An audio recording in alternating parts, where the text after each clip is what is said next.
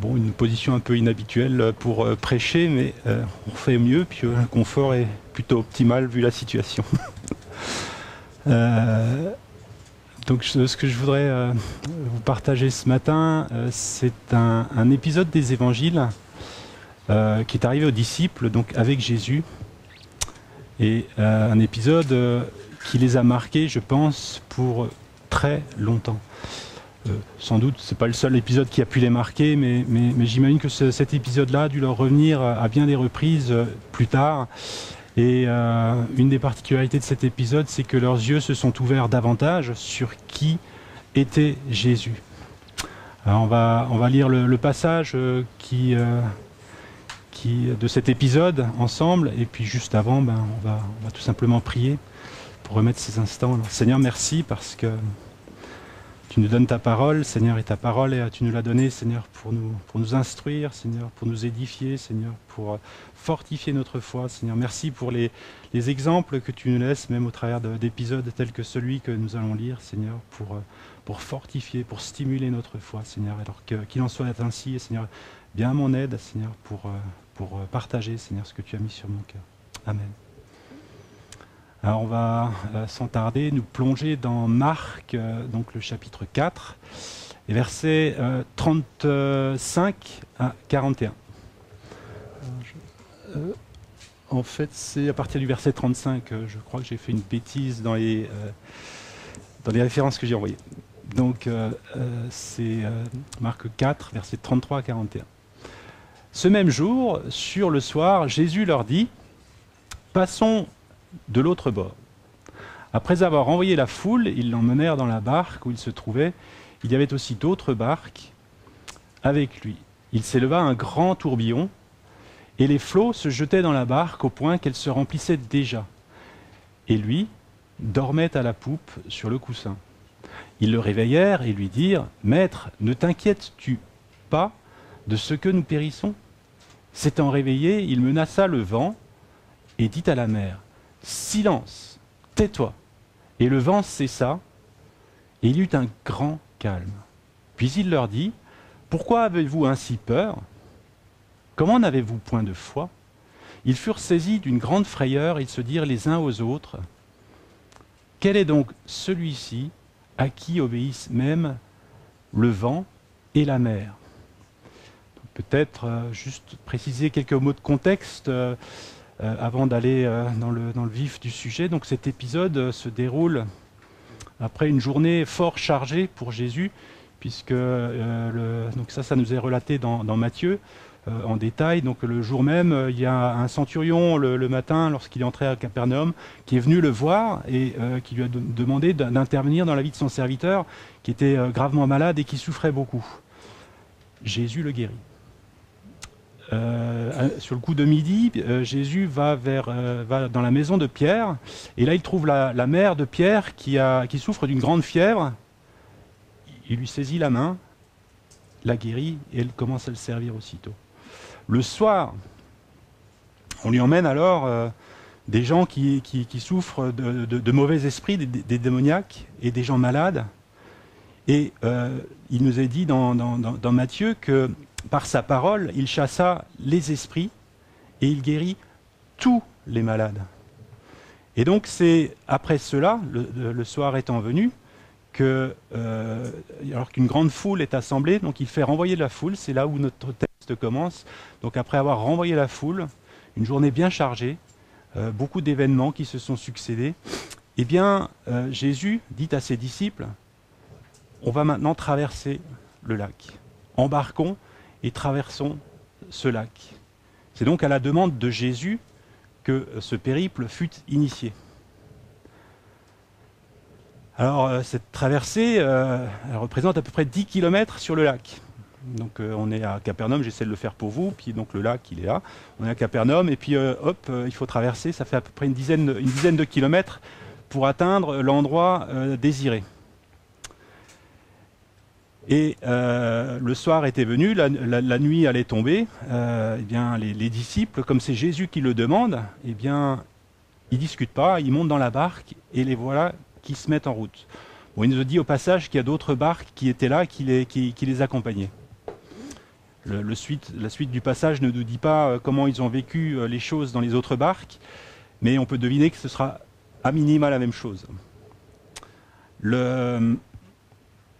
Et tel que j'imagine la scène, donc cette journée était assez chargée, et là la soirée était calme, le ciel dégagé, la mer, enfin le lac calme, et donc ils embarquent et ils se disent on va pouvoir souffler un petit peu. Un moment de répit, de quiétude, loin des foules, loin de toutes les sollicitations. Et on va passer une belle soirée. Une croisière charmante et reposante. Voilà, ils se réjouissaient à l'avance. Alors un petit mot de géographie aussi. Le lac de Galilée, il est situé à... donc vous avez le niveau de la mer, 200 mètres en dessous du niveau de la mer. Non loin du lac de Galilée, dans la périphérie, il y a du relief assez conséquent, plateau du Golan, etc. On entend régulièrement parler aux informations, qui monte à plus de 1500 mètres, me semble-t-il. Donc cette différence d'altitude, dans un endroit où, lorsqu'on est en dessous du niveau de la mer, il fait très chaud, et dès qu'on monte en altitude, les températures se refroidissent, ça fait des masses d'air chaudes et des masses d'air froides qui se rencontrent. Et ça a la vertu de pouvoir créer des phénomènes climatiques bien connus comme des orages ou autre chose de ce style-là. Ça a son importance puisque c'est exactement ce qui va se produire cette nuit-là pour les disciples et pour tout l'équipage, ou tous les équipages, puisqu'il y avait plusieurs barques. Et donc au moment où ils se sont mis en route, tout allait bien. Et les voilà que lorsqu'ils sont éloignés des côtes, en route, peut-être que les côtes ne sont plus visibles, peut-être que la nuit est tombée entre-temps, et qu'ils n'ont pas vu les nuages arriver, on ne sait pas. En tout cas, il y a un tourbillon violent qui se lève. Et le mot tourbillon utilisé dans le texte ici, c'est pas juste une rafale de vent, c'est une violente poussée de vent. Et lorsque j'ai regardé un petit peu les traductions, enfin les commentaires sur ce mot, il précise très clairement que c'est jamais une simple rafale, même pas simplement un vent fort et soutenu, mais c'est une tempête qui brise tout, avec de gros nuages noirs d'orage. Donc, changement de décor. Au moment du départ, la mer est calme, tout va bien, et les disciples obéissent à Jésus. Mais voilà que, alors qu'ils ont obéi, qu'ils se sont mis en route, eh bien, il y a ce ciel sombre qui les surprend.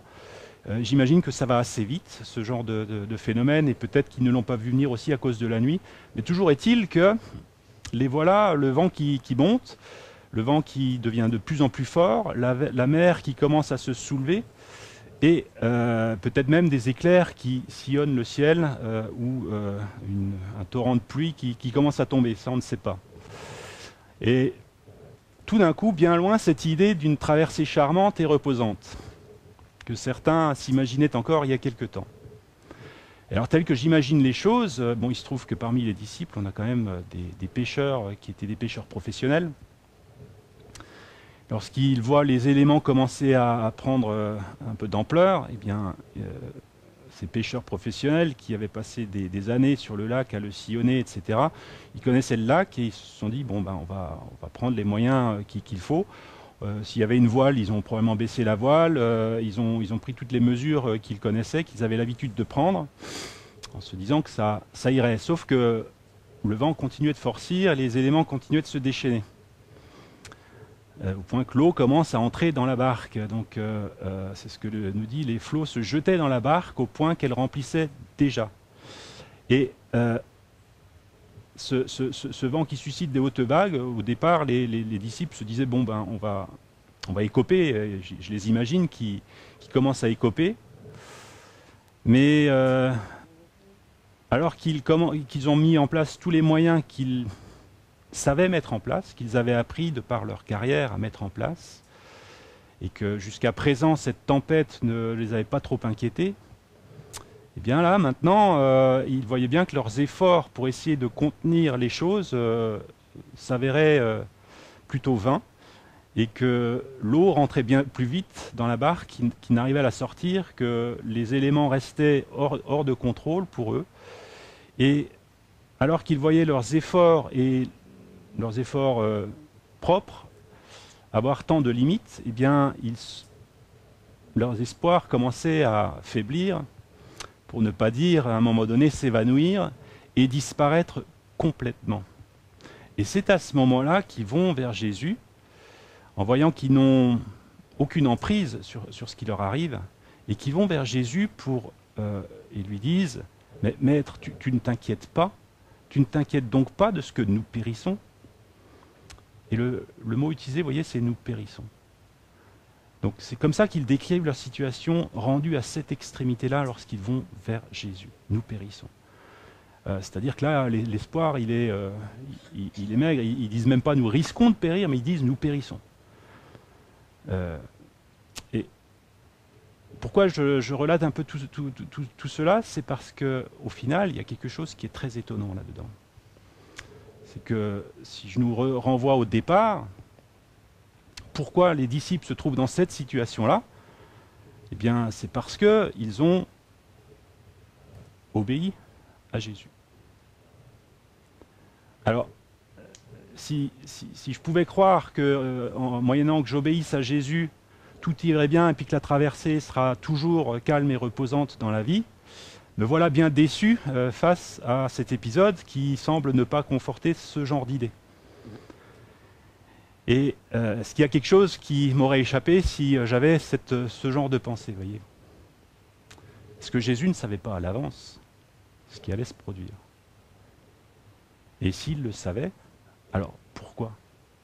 Pourquoi les avoir conduits au cœur de cette tempête-là qui dépassait tout ce qu'ils avaient pu connaître et qui les a tellement secoués, qui les a mis tellement à mal?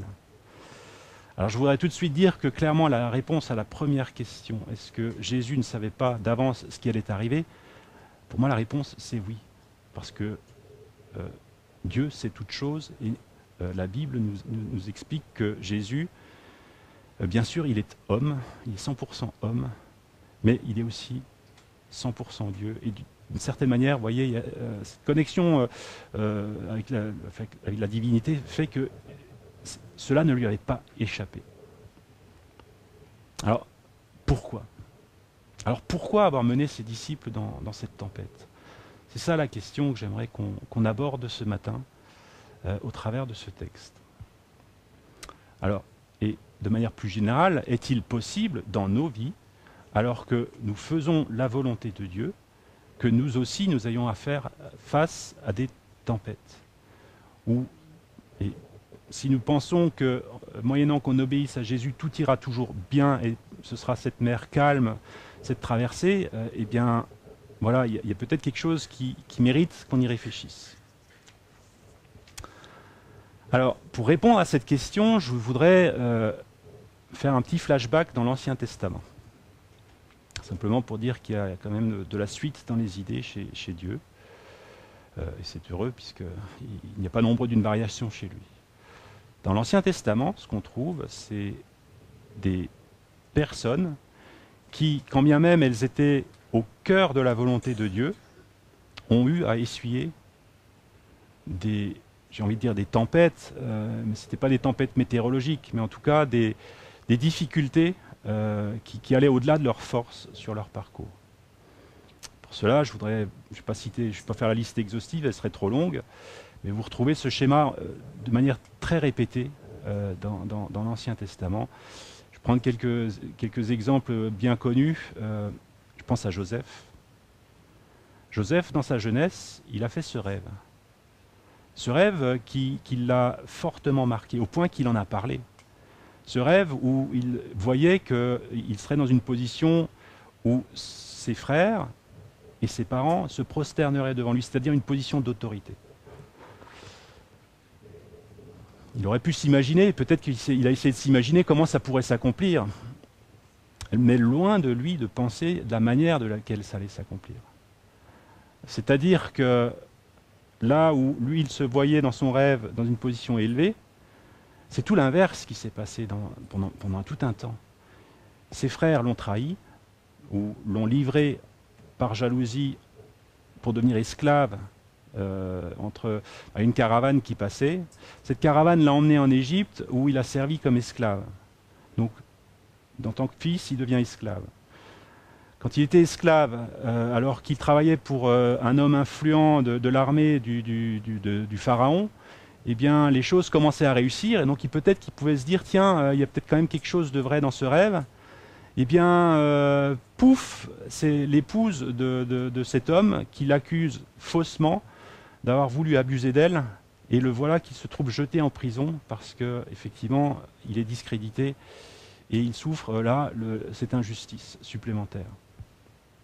Et il y reste pendant un certain temps. Ce n'est pas des jours, ce n'est pas des mois, c'est en années que ça se compte. Ou pendant tout ce temps, vous voyez les vents contraires par rapport à ce qu'il pensait ou savait avoir reçu dans son cœur. Pensez aussi à David, qui les choses sont allées de mal en pis à partir du jour où Samuel l'a oint pour devenir roi à la place de Saül. Donc cette onction, ça veut dire qu'il était appelé, Dieu le nommait, et Samuel a fait ça parce que Dieu le lui a montré. Donc David pouvait être sûr d'une chose, c'est qu'il était dans la volonté de Dieu, et qu'il était dans la volonté de Dieu qu'il devienne roi. Pourtant, assez rapidement, après quelques épisodes où il a pu connaître des moments de gloire avec Saül, eh bien là encore, la jalousie de Saül, qui voit en David un rival, fait que David doit s'enfuir et mener une vie d'errance de lieu en lieu pour fuir à Saül qui veut le mettre à mort. Et là encore, ça durera pas juste des jours ni des semaines, mais ça va être en années que ça va se compter. Et on pourrait encore citer bien d'autres exemples, Daniel, ses amis confrontés à la fournaise, au lion, etc. Et tant d'autres. Alors, donc, clairement, on voit que dans l'Ancien Testament aussi, déjà, il y a quelque chose qui, quand bien même on est dans la volonté de Dieu, c'était le cas de ces hommes, eh bien, ils étaient face à des éléments qui étaient hors de leur contrôle et qui semblaient comme les éloigner de ce à quoi Dieu les appelait. Alors quel était le fruit de cela dans leur vie? Il me semble que ça a été un enracinement bien plus profond de leur foi. Bien sûr, ça ne s'est pas vu immédiatement. Ce n'est pas de la génération micro-ondes où, paf, on met 30 secondes et puis ça se fait comme ça, sur le champ. Il y a ce processus qu'ils ont appris dans la durée de ce à quoi ils étaient confrontés. Et je ne dis pas que la durée est nécessairement requise, même si dans les exemples que je vous ai dit, la durée intervient. Mais il y a quelque chose qui doit être appris dans ces moments-là. Et le point commun entre toutes les personnes que je vous ai citées, c'est que toutes ces personnes ont été appelées à exercer de hautes fonctions. Donc pensez à Joseph, qui est devenu le second, juste après Pharaon, du jour au lendemain, quand Dieu a changé les choses. Pensez à David, qui est devenu roi à la place de Saül, à un moment donné, et qui a été un très grand roi pour Israël. Pensez à Daniel et ses compagnons, qui eux aussi ont été appelés à exercer une autorité, à régner, si vous voulez, dans l'empire de Babylone, avec Nebuchadnezzar, en régnant sur Babylone, ou en devenant l'un des principaux conseillers des empereurs babyloniens, Mèdes et Perses. Alors, il y a quelque chose dans cela, avant qu'il n'atteigne ces positions, il y a quelque chose où il y a eu comme une préparation. Et ces éléments contraires, je pense, font partie de ce temps de préparation qui a précédé leur accession et leur entrée dans ce à quoi Dieu les appelait. Alors, revenons à nos disciples dans leur barque. Ces disciples, nous le savons, ils allaient eux aussi avoir un rôle très important à jouer, puisque au moment où l'Église naîtra, jour de la Pentecôte, et où après que Jésus soit mort, ressuscité, monté au ciel et qu'il ait envoyé son Saint-Esprit, ses disciples allaient avoir un rôle très important à jouer dans les premiers jours de l'Église. Et eux aussi, ils passaient à ce moment-là une phase préparatoire dans leur vie. Donc, et les tempêtes, parfois, les éléments comme ça difficiles, ils interviennent, ils ont un rôle à jouer dans notre préparation et dans notre fortification de notre foi. Donc, suivre Jésus ne veut donc pas dire que nous serons à l'abri des tempêtes. Ce n'est pas ainsi qu'il faut le comprendre. Et la question, c'est plutôt, mais quel est le rôle qu'ont ces tempêtes ? À l'occasion de cette tempête, les disciples se trouvaient en prise avec des éléments incontrôlables. La mer en furie, le vent qui rugit, rien sur quoi ils aient une prise réellement. La seule chose sur laquelle ils avaient une prise, c'est cette petite barque au milieu de la mer, et cette petite barque tellement insignifiante par rapport à ce qui les entourait. Et dans nos vies, il peut en être pareillement parfois. C'est que tellement de choses sont hors de notre contrôle. Et quand on y prête attention, il y a beaucoup plus de choses qu'on ne pense qui sont hors de notre contrôle. On ne le réalise peut-être pas parfois. Si je prends mon exemple tout simple, dimanche matin dernier, vous voyez, j'étais bien loin de penser qu'aujourd'hui je serais dans cette posture en train de vous prêcher, puis que je serais restreint dans ma mobilité pendant quelques temps. Bon, ça échappait complètement à mon contrôle. Et il y a plein de choses tout échappe à notre contrôle concernant notre futur. Vous voyez, on n'a pas l'emprise. On peut penser que, mais on ne sait pas. C'est pas nous qui avons maîtrisé le jour de notre naissance. C'est pas nous qui maîtrisons le jour de notre mort. C'est pas nous qui avons maîtrisé dans quelle famille nous sommes nés. On ne maîtrise finalement pas grand-chose. Et parfois, il suffit qu'un vent un peu plus fort que d'habitude souffle pour qu'on commence à se réaliser que j'ai pas tellement le contrôle. Ici, le vent a dû souffler quand même assez fort pour que ça déstabilise les disciples. Mais je pense que le fait qu'ils soient déstabilisés, ça faisait partie de la pédagogie à laquelle ils étaient soumis ici. En tout cas, tout semblait leur échapper. Ce qu'ils pouvaient faire par eux-mêmes était dérisoire par rapport à la situation. Et c'est, je pense, ce qui a également animé Joseph, David, les amis de Daniel à bien des moments. Les amis de Daniel qui d'ailleurs, courageusement, je le cite comme un exemple dans ce sens-là, mais ça pourrait être vu un exemple dans l'autre sens aussi, mais lorsqu'ils disent au roi Nebuchadnezzar que jamais ils ne se prosterneront devant cette idole qu'il a fait construire,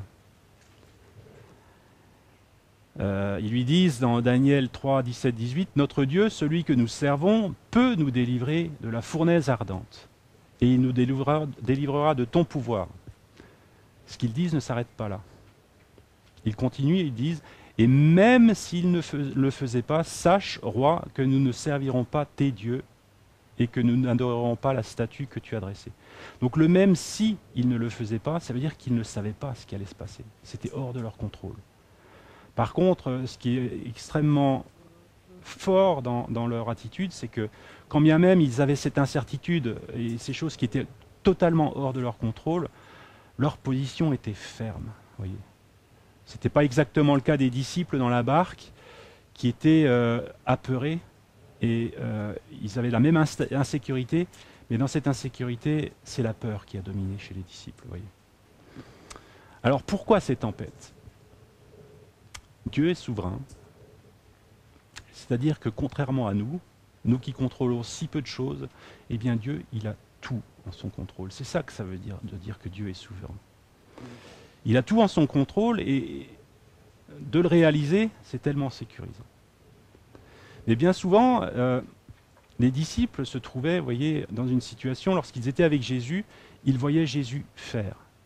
Jésus guérissait les malades, il chassait les démoniaques, il accomplissait des miracles, la multiplication des pains, l'eau changée en vin, beaucoup de choses où les disciples ont vu Jésus faire.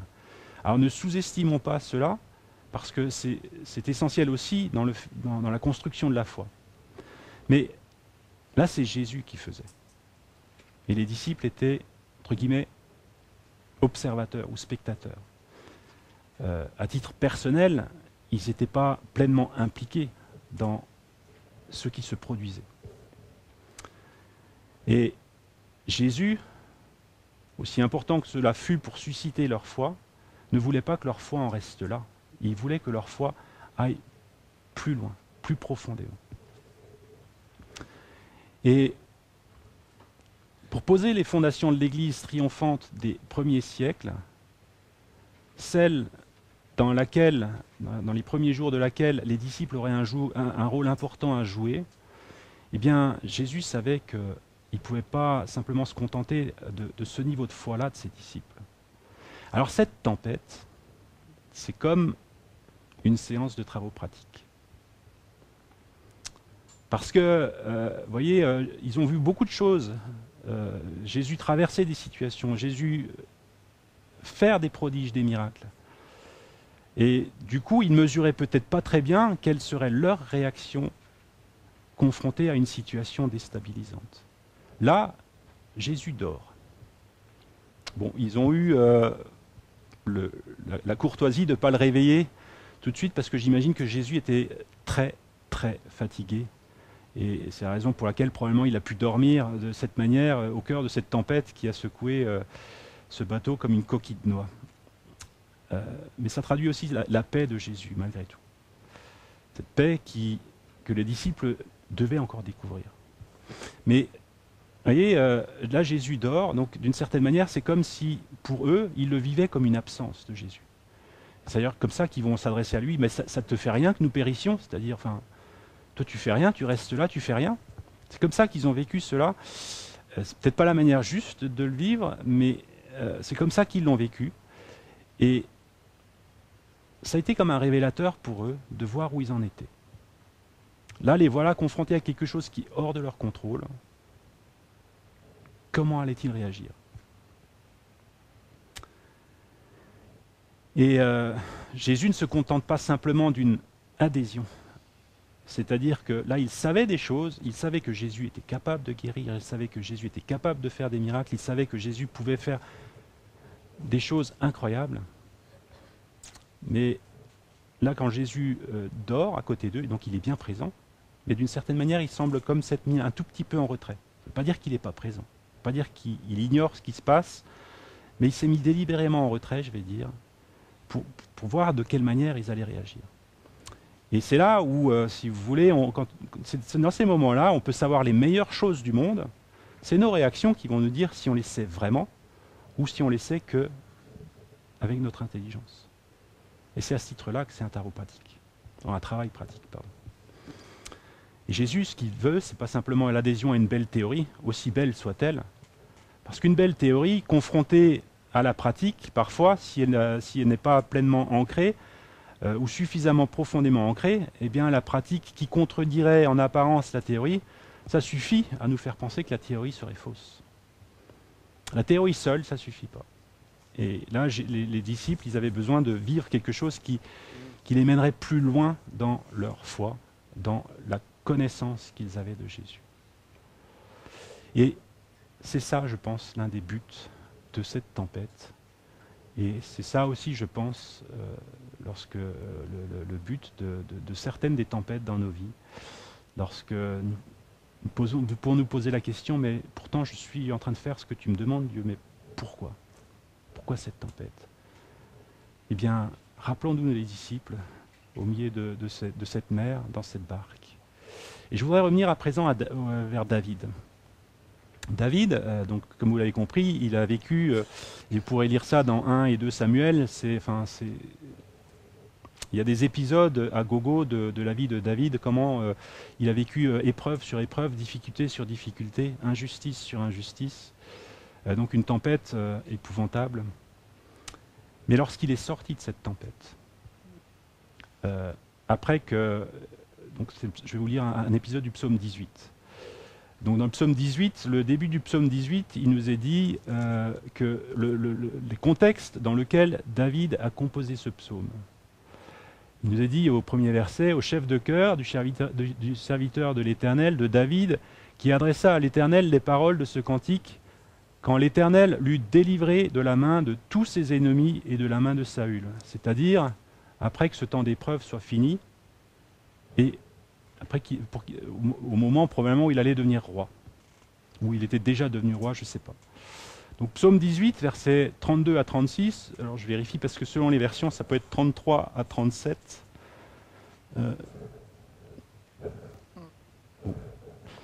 La technique va suivre. Donc psaume 18, dans la Bible que j'ai utilisée, c'est 32 à 36. Il est écrit « C'est Dieu qui me ceint de force et qui me conduit dans la voie droite. Il rend mes pieds semblables à ceux des biches et il me place sur des lieux élevés. Il exerce mes mains au combat et mes bras tendent l'arc d'airain. Tu me donnes le bouclier de ton salut, ta droite me soutient et je deviens grand par ta bonté. Tu élargis le chemin sous mes pas et mes pieds ne chancellent point. » Donc, voilà ce qu'il écrit à ce moment précis de sa vie. Et on devine en filigrane que ce que David écrit ici est la substance de ce qu'il a retiré de cet épisode qui a précédé ce moment d'élargissement, où ses ennemis, effectivement, qu'il avait jusqu'alors, étaient là, où Saül l'oppressait. Mais tout ça, maintenant, c'était fini. Et ce qu'il a vécu dans cette période-là, j'ai envie de dire, je serais tenté de le résumer dans ce qu'il a découvert et ce qu'il nous relate ici, dans cet épisode-là. Où ce qu'il retient de ces années, c'est que Dieu est celui qui lui donne la force. Dieu est celui qui le conduit dans la voie droite. Et il avait besoin, c'est-à-dire que implicitement, vous voyez, c'est pas dit comme ça, mais implicitement, si c'est Dieu qui le conduit dans la voie droite, ça veut dire que c'est pas lui qui se conduisait dans la voie droite. Et que, implicitement aussi, ses voies à lui ne sont pas la voie droite. Et Ésaïe nous le dit bien, les voies de Dieu ne sont pas nos voies, elles sont bien plus élevées que nos voies. Ses pensées ne sont pas nos pensées, elles sont bien plus élevées que nos pensées. Il est celui qui le place sur des lieux élevés. Vous voyez, là où il y a cette tempête, eh bien, il y a un rocher, là où on peut trouver un appui et ne pas sombrer. Il exerce mes mains au combat et mes bras tendent l'arc d'airain. Alors je voudrais m'arrêter un petit peu là-dessus parce que ça correspond parfaitement avec cette notion de travaux pratiques. Comment exercer nos mains au combat sans manier les armes? Comment exercer nos mains au combat sans combattre, justement? Et les combats, ceux qui nous font faire face à toutes ces choses contraires, en apparence, eh bien, ce sont ces travaux pratiques, ce sont les tempêtes dans nos vies qui sont ces travaux pratiques, là où les choses échappent à notre contrôle et où nous avons besoin justement d'exercer nos mains au combat. Tu me donnes le bouclier de ton salut. Donc le bouclier du salut, là aussi c'est quelque chose de précieux, c'est quelque chose qui parle de sécurité, de salut, lorsqu'on est perdu, le contraire de sauvé, et bien de savoir que Dieu il est celui qui nous donne le bouclier du salut. C'est tellement précieux. Ta droite me soutient. Et je deviens grand par ta bonté. Cette bonté, vous voyez, dont on a dit à l'introduction qu'elle se renouvelle chaque matin. C'est cette bonté qui nous fait grandir. Et cette bonté, David l'a découvert dans toutes ses épreuves. Et je voudrais souligner ce deuxième aspect encore. Tu élargis le chemin sous mes pas et mes pieds ne chancellent point. Tu élargis le chemin sous mes pas. On retrouve ici cette notion que il n'y a pas un chemin qui est déjà large, spacieux, qui est déroulé devant nous, où tout ira bien, il est aplani, il n'y a plus d'obstacles, rien du tout, vous voyez. Mais ce chemin, qui à bien des moments a pu sembler impraticable, tellement étroit, tellement rempli d'obstacles pour David, eh bien ce chemin, à la mesure qu'il posait ses pas, les travaux pratiques encore, à la mesure qu'il posait ses pas, il a découvert ce chemin qui s'élargissait sous ses pas. Et ça implique, vous voyez, que ce n'est pas Dieu qui fait tout le travail, Et nous, on a juste à se laisser rouler. Enfin, maintenant, j'ai un fauteuil roulant, je pourrais dire, je peux rouler en fauteuil roulant, allez. Mais non, c'est pas ça. Dieu, il y a les travaux pratiques parce qu'on doit poser nos pieds. Et c'est à ce moment-là que le chemin s'élargit. Ça veut dire qu'avant de s'élargir, il était bien obstrué, fermé, impraticable, tout ce que vous voulez. Et les disciples, au cœur de cette tempête, ils étaient bien face à quelque chose où, pour accéder à l'autre rive, c'était impossible. Et pour moi, ces deux aspects, eh bien, ça nous parle de ces travaux pratiques et de ce qu'on doit découvrir dans ces temps d'adversité, parfois que nous traversons, dans ces temps d'épreuve ou ces temps de tempête, ou le mot que vous voulez. J'appelle ça les temps de travaux pratiques, dans lesquels Dieu peut nous mener dans un but précis. Et j'aimerais encore donner cette image que certainement vous connaissez, mais qui me semble illustrer aussi l'objectif de ces travaux pratiques, c'est que vous connaissez tous l'histoire de la chenille qui devient cocon, chrysalide, puis papillon. Alors, il y a un épisode dans la vie du papillon qui est celui qui me semble le plus redoutable. C'est lorsque le papillon, après s'être confectionné ce petit nid douillet dans le cocon, eh bien, il doit ressortir de ce cocon. Une fois qu'il est devenu chrysalide et que cette chrysalide, elle doit sortir du cocon pour devenir papillon. Et c'est un moment où il doit faire des efforts intenses pour briser petit à petit, avec ses petites forces, ce cocon qui l'enserre et qui le restreint. Quelqu'un qui regarderait ce papillon faire pourrait se dire, mais il faut absolument lui venir en aide parce que c'est trop difficile cet épisode. Mais ce serait oublier que dans l'effort que déploie le papillon à ce moment-là pour briser ce cocon, c'est dans cet effort-là qu'il va construire les forces qui vont lui permettre ensuite, une fois le cocon brisé, de déployer ses ailes. Et d'aucuns ont fait l'expérience d'aider le papillon en le libérant de son cocon. Eh bien, le papillon est tombé au sol, incapable de déployer ses ailes, et il est mort.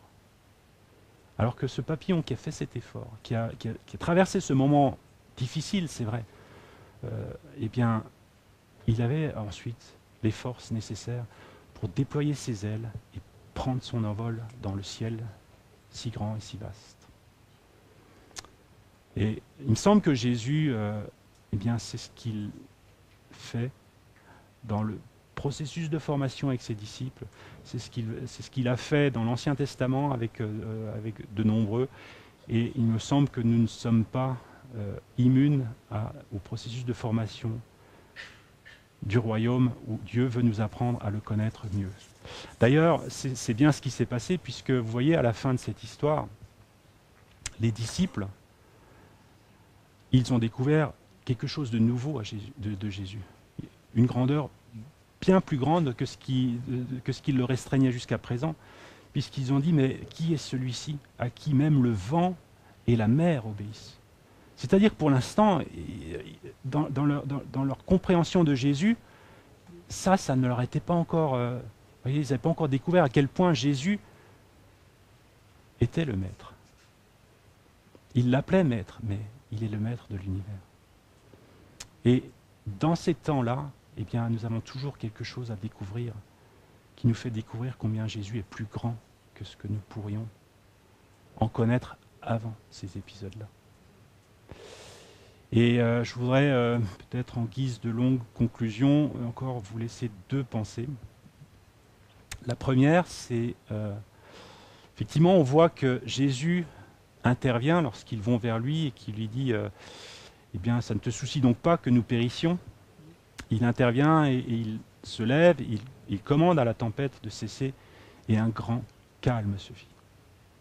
Alors, le contraste entre ce grand calme avec la tempête qui était présente juste avant, je pense que c'est quelque chose qui est marquant, parce qu'on peut faire la différence de ce que Jésus, de l'intervention de Jésus dans cette situation.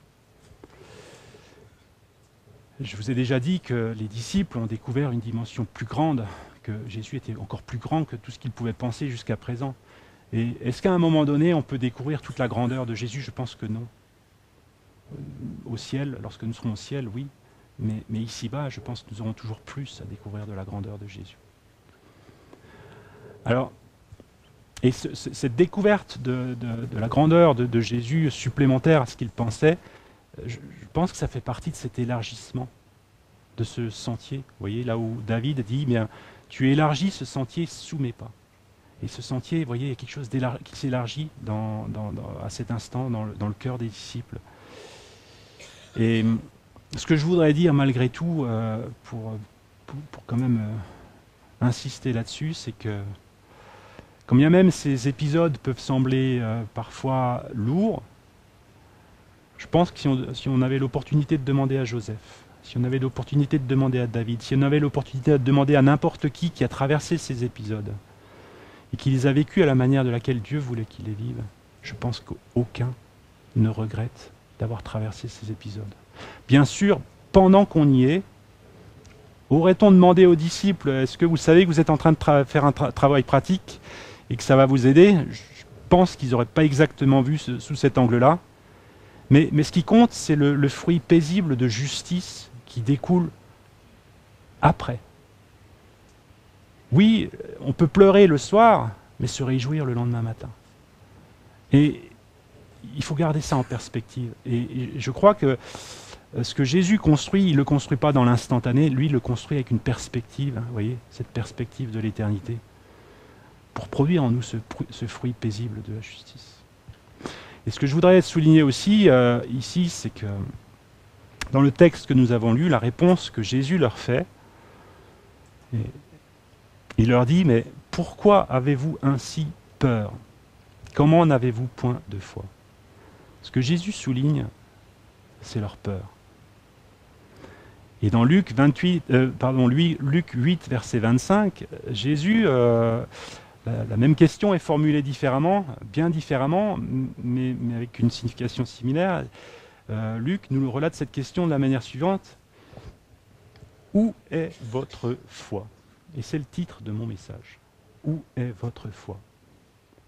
Et cette question, elle indique ce que Jésus cherchait à atteindre au travers de ce travail pratique. Cette question pointe sur le but recherché. Cette question pointe sur ce que Jésus s'attendait à trouver dans la vie de ses disciples et qu'il n'a pas trouvé à cet instant précis. Mais ça fait partie aussi de la pédagogie divine, c'est-à-dire que parfois on n'a pas bon du premier coup. Et certains grands sportifs disent, avant de gagner beaucoup, il faut avoir beaucoup perdu. Et Jésus, c'est le plus grand entraîneur qui soit, on peut lui faire confiance.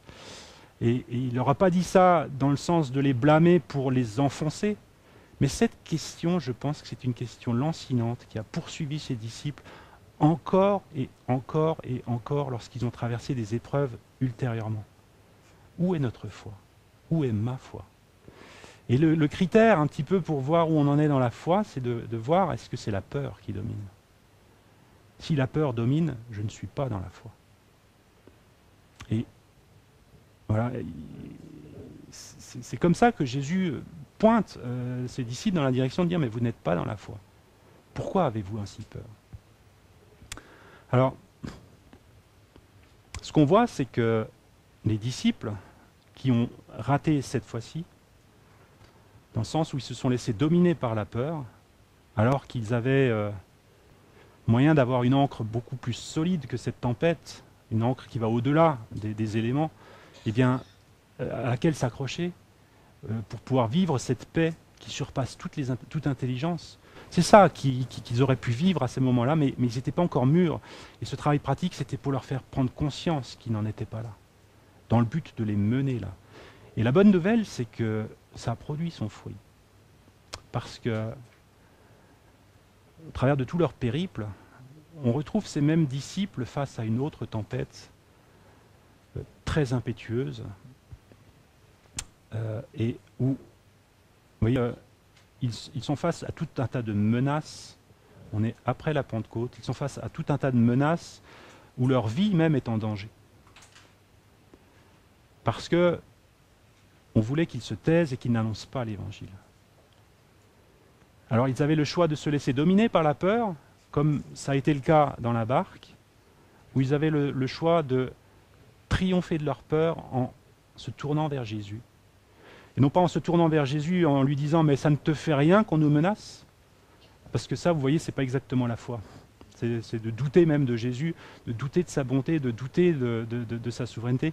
Mais non, ils ne se sont pas tournés comme ça vers Jésus. Dans Actes 4, 29, 30, ils disent « Et maintenant, Seigneur, vois leurs menaces et donne à tes serviteurs d'annoncer ta parole avec une pleine assurance, en étendant ta main pour qu'ils se fassent des guérisons, des miracles et des prodiges par le nom de ton saint serviteur Jésus-Christ. » Voilà leur réponse et leur attitude à ce moment précis, alors qu'ils sont menacés implicitement de mort. Et vous connaissez la suite de l'histoire, c'est qu'il y a une effusion du Saint-Esprit à ce moment-là, et la peur a été vaincue. Et la foi a triomphé. Alors, Jésus, la seule chose qu'il attend de nous, c'est notre foi. Cette foi qui triomphe de la peur, cette foi qui triomphe du monde. Et dans 1 Jean 5, verset 4, il nous est dit « Parce que tout ce qui est né de Dieu triomphe du monde. Et la victoire qui triomphe du monde, c'est notre foi. » Et voyez l'impact que la foi, la différence que la foi peut faire, cette foi que Jésus veut stimuler nos vies. Cette foi qui n'est pas simplement « oui, tu peux le faire », mais « oui, je sais que tu le feras. Même si je ne le vois pas, je sais que tu le feras. » C'est très différent, vous voyez. Oui, je sais que tu peux le faire, c'est l'adhésion. Oui, je sais que tu le feras. Ça, c'est vraiment quelque chose qui est plus fort. Et c'est ce que Jésus veut faire dans nos vies. Alors, si aujourd'hui, quelqu'un parmi nous traverse une tempête sans connaître encore Jésus, eh bien, c'est peut-être bien une occasion de se tourner vers Jésus pour la première fois. Ça aussi, ça peut stimuler la foi. Les tempêtes peuvent être aussi pour stimuler notre foi, pour se tourner vers lui. Et je pense au psaume 107. Vous voyez, c'est ces marins qui, en analogie avec les disciples, ces marins qui, dans le psaume 107, autour des versets 20, ces marins qui sont sur la mer et ils sont surpris par une grande tempête. Tout leur échappe. Et le texte nous dit, ils ont crié à l'Éternel pour l'appeler au secours. Et l'Éternel est intervenu et les a menés à bon port. Alors, si tel est le cas de quelqu'un ici, bien que ça puisse l'encourager à faire appel à Jésus pour la première fois dans sa vie, au travers de cette tempête, pour découvrir plus de qui il est. Et si, pour d'autres qui sont déjà chrétiens et qui ont déjà accepté Jésus dans leur vie, bien traverse une tempête, bien que cela puisse vous stimuler à regarder différemment cette tempête, non pas comme une victime qui n'aurait qu'à subir, mais comme une opportunité vraiment, comme un travail pratique que Dieu peut utiliser pour développer dans nos vies quelque chose, pour enraciner et développer notre foi. Et que nous puissions, dans les tempêtes que nous traversons, ou que nous traverserons, ou que nous avons traversées, eh bien apprendre à tirer cette substance, comme David l'a fait, cette substance, vous voyez, qui permet de voir les choses de la bonne manière. David dit, mais c'est pour exercer mes mains au combat. Alors quand on dit, et c'est ma dernière pensée dans cette longue conclusion, quand on dit exercer nos mains au combat, qui dit exercer nos mains au combat, donc c'est-à-dire les travaux pratiques, mais différemment, eh bien, il y a bien cette notion de combat qu'on retrouve dans le combat de la foi. C'est un combat, la foi. C'est pas un long fleuve tranquille. Et dans cette notion de combat est attachée la notion d'exercer nos mains au combat, non pas dans le but de simplement comme ça, mais c'est dans le but de vaincre, dans le but de triompher. Ce n'est pas pour notre défaite que nous nous entraînons, mais pour la victoire. Et c'est ce qui est repris encore et encore et encore dans chacune des 7 lettres de l'Apocalypse, dans Apocalypse 2 et 3. Chacune de ces lettres se termine par « à celui qui vaincra ». À celui qui vaincra. À celui qui vaincra. Et donc, ces tempêtes, elles sont pour nous entraîner à vaincre. Et la dernière des 7 églises, la promesse suivante est faite. Apocalypse 3, 21. Celui qui vaincra, je le ferai asseoir avec moi sur mon trône, comme moi j'ai vaincu et me suis assis avec mon Père sur son trône. Et il est question ici de régner. Et je vous renvoie maintenant vers David, Joseph et tous les autres. Vous voyez, toute cette préparation qu'ils ont vécue, c'était pour leur apprendre à régner ici-bas, mais bien d'au-delà aussi. Nous aussi, nous sommes appelés à régner. Nous aussi, nous sommes appelés à régner. Mais pour cela, il nous faut d'abord vaincre. Vaincre. Et Paul avait cette vision, ce sera mon dernier verset, de la vie ici-bas lorsqu'il écrit dans Romains 8, versets 18 et 19, « J'estime que les souffrances du temps présent ne sauraient être comparées à la gloire à venir qui sera révélée pour nous. Aussi, la création attend-elle avec un ardent désir la révélation des fils de Dieu. » Ces fils de Dieu, ce sont ceux qui auront vaincu. Amen. Seigneur, nous te bénissons parce que tu es Dieu, parce que tu es souverain, parce que rien ne t'échappe. Parce que, Seigneur, toi, tu contrôles tout, Seigneur, dans nos vies. Et nous voulons apprendre à te faire toujours plus confiance, Seigneur, pour triompher de la peur, pour triompher dans les tempêtes qui peuvent souffler dans nos vies, Seigneur, pour que notre foi s'enracine toujours plus, Seigneur, toujours plus profondément, Seigneur. Et que nous puissions, Seigneur, au moment que tu auras choisi, Seigneur, déployer, Seigneur, nos ailes, Seigneur, comme ce papillon, Seigneur, qui est sorti de son cocon, Seigneur. Que, Seigneur, au travers de ces travaux pratiques, nous puissions tirer toute la substance, Seigneur, de ce que tu veux nous enseigner, Seigneur. Et afin que nous puissions grandir, Seigneur, afin que notre chemin puisse s'élargir, Seigneur, devant nous, Seigneur, sous nos pas. Amen.